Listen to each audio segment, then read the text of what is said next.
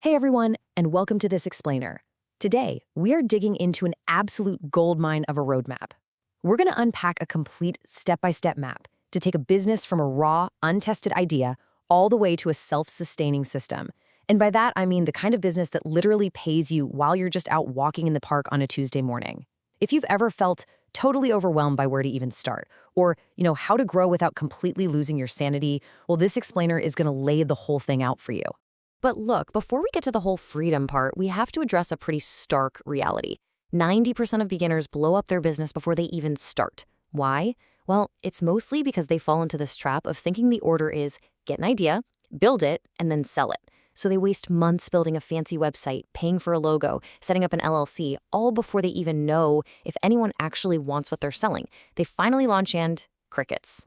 So to dodge that trap, we're going to follow a proven 5-part framework. We'll go through validate and stand out, crafting a premium offer, focused marketing and sales, the profit first method, and finally, systems to buy time. Okay, let's dive right into this. All right, phase 1, validate and stand out.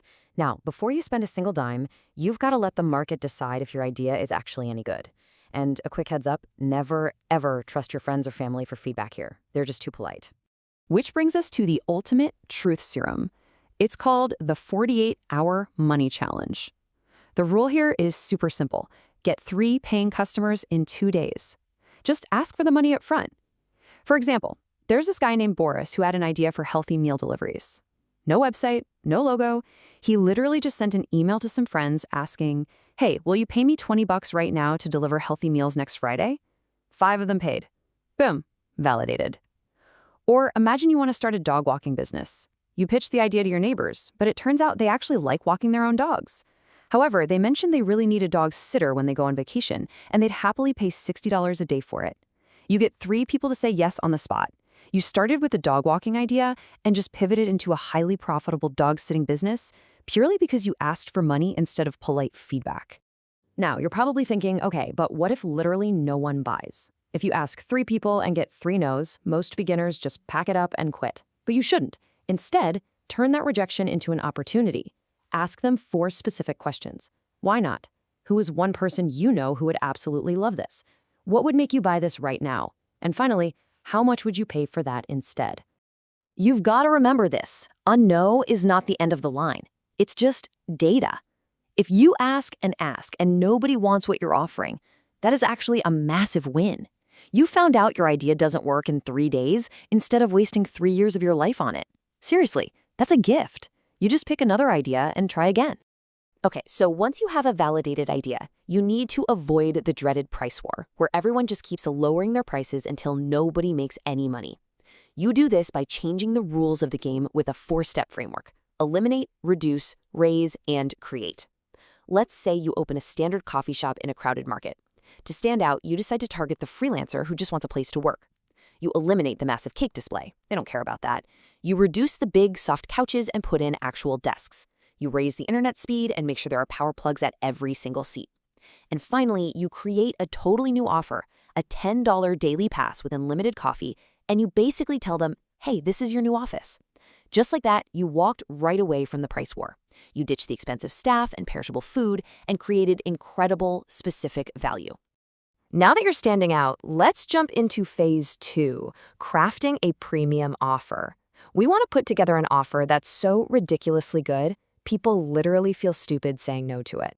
To build that kind of premium offer, think about what it would feel like if someone offered you a brand new Ferrari for 10 grand. I mean, you'd find a way to come up with that money today, right? To engineer that exact same feeling for your clients, you have to sell the outcome, not the product.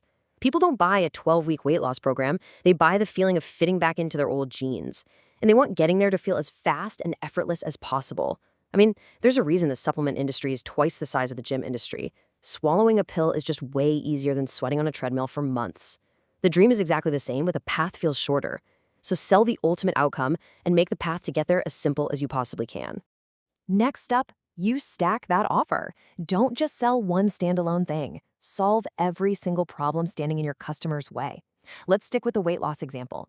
People struggle with grocery shopping, cooking, and actually finding the time to exercise. So bundle all of that together. Give them a grocery list with a video tour of the store, a 30-minute recipe masterclass, a weekly snack guide, and some 20-minute follow-along home workouts. Suddenly, you aren't just selling a basic diet plan. You're offering a complete $1,200 value package that you can comfortably sell for, say, $399. Your competitors won't even be playing in the same league. What's really interesting about this slide is this number, $18. This comes from this fascinating study where people were given 3 glasses of wine. They were told the prices were $3, $6, and $18. Pretty much everyone universally rated the $18 glass as the absolute best. But, and here's the kicker, it was the exact same wine in all 3 glasses. As a beginner, you might be totally terrified to charge premium prices, but premium pricing naturally increases perceived value. Plus, when people pay more, they're more invested, they actually do the work, and they get better results. So please do not be afraid to charge what you're actually worth. All right, moving right along to phase 3, focused marketing and sales. This is where you need to zero in on exactly where your ideal customers are actually hanging out.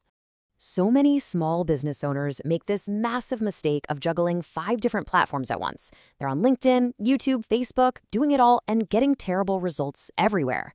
Stop. Find the one single platform where your customers actually are and just double down on it until you completely dominate. Once you have your platform, apply what's called the wedding photographer principle. This means you find one highly specific customer group and effectively ignore everyone else. Think about it. For your wedding day, are you going to hire a general events photographer or a specialized wedding pro? You hire the pro, right? Figure out which clients you genuinely enjoy working with, who have an urgent problem, and who actually have the money to pay you. Then study their fears and goals until it gets almost creepy how well you understand them. And when you're actually selling to that ideal customer, you've got to stop being the salesman who just pitches a feature list and start being the doctor. When you're sick, you don't really care what college your doctor went to. You just want to know they understand your pain and can make it stop. If you can explain a client's problem to them better than they can explain it themselves, they will automatically believe that you have the exact solution they need. Okay, phase 4. Let's talk about the absolute lifeblood of your operation, the profit-first method. Because making money and keeping it, those are 2 completely different games. You can be amazing at bringing in cash, but if you don't manage it right, you'll end up with absolutely nothing to show for all your hard work. In traditional business accounting, the formula is revenue minus expenses equals profit, meaning you pay all your bills first and just take whatever tiny scrap is left over. The problem? There is almost never anything left over. You have to flip the equation. Revenue minus profit equals expenses. When money comes in, you take your profit first, right off the top, and you force your business to run on whatever is left. To actually pull this off, because let's be real, human psychology makes us want to spend whatever cash we see sitting in the bank account, you need to set up 4 completely separate accounts. Let's look at this breakdown for a typical one-person business. 5% goes immediately to a profit account. That's your reward just for taking the risk of owning a business. 50%, half your revenue, goes straight to owner's pay. That's your actual salary for doing the daily work. 15% gets locked away for taxes, so you're never stressing out when tax season hits. And only the remaining 30% goes to expenses. By separating your money this way, you guarantee you actually get paid. And that brings us to our 5th and final phase. Systems to buy time. This is where you learn that you shouldn't hire to grow early on. You hire to free yourself. When the money actually starts rolling in, everyone's immediate instinct is to hire people to grow the business even bigger. But honestly, that's just a recipe for exhaustion. You hire to buy back your time. Let's walk through the exact chronological order you should use. Imagine you own a bakery because you absolutely love baking.